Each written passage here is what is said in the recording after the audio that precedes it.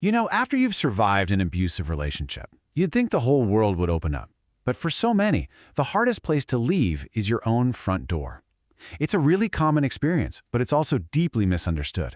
So today we're going to get into why this happens, what's literally going on inside your brain, and most importantly, how you can start to take back your freedom. This is the big question, right?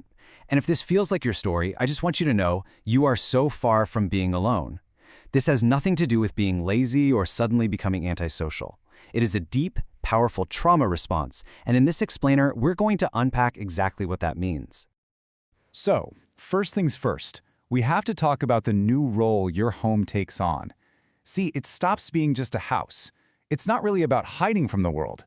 It's about finding the one and only place on the planet where your nervous system can finally take a breath. Think about it. After living in constant chaos, where you never knew what would happen next, your entire being just craves stability. And home? Well, home becomes that sanctuary. It's the one place where you make the rules, where you know what's coming, and you can finally let down that guard you've had to hold up for so long.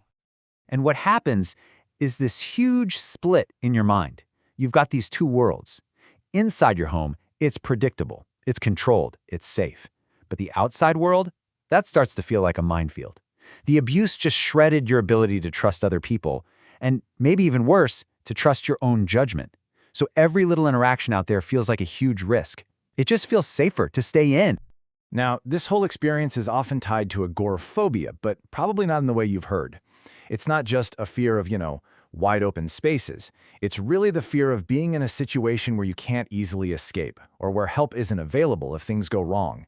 And for a survivor whose brain is screaming danger all the time, that feeling is everywhere.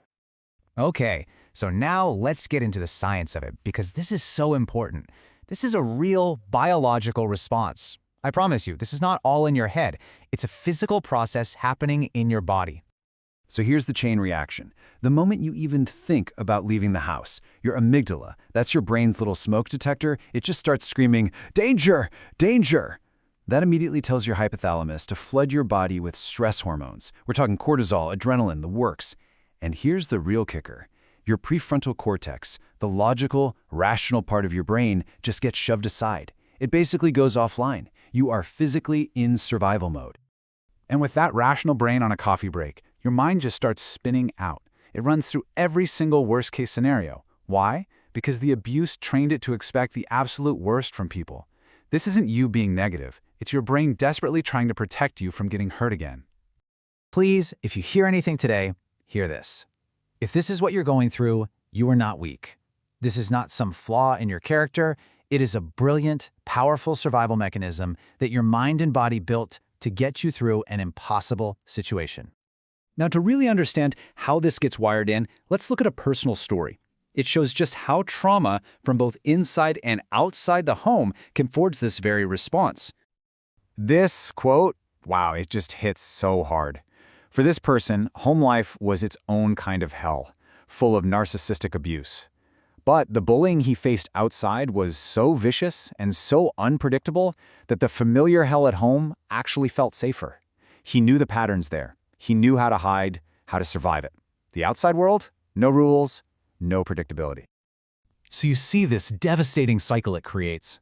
He was shamed for staying inside, but inside there was abuse, and outside there was this relentless bullying.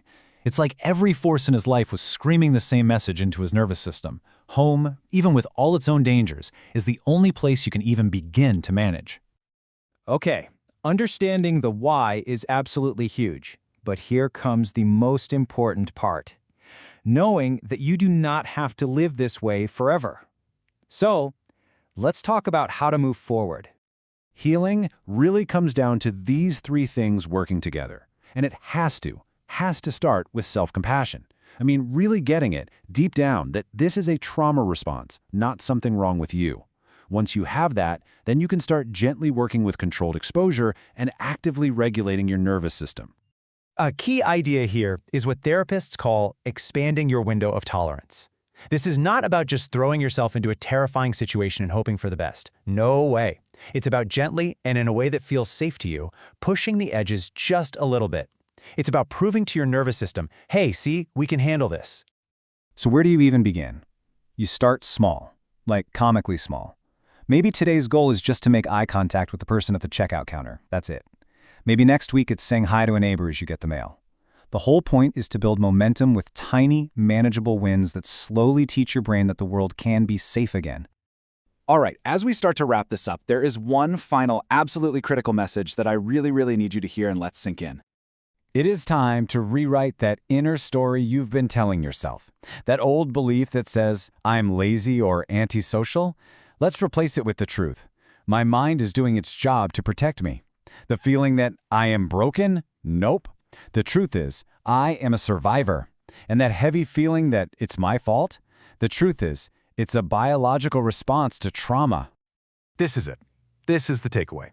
Your behavior wasn't crazy. It was a completely logical, rational response to completely irrational treatment. Your reaction makes perfect sense, and honestly, it's proof of your incredible will to survive. And I want to leave you with this final thought. That very system inside you that feels like a prison right now, that's evidence of an unbelievably powerful survival instinct. It's the force that got you through. So just imagine what's possible when you learn how to aim all of that power, not just at surviving, but at truly healing and thriving.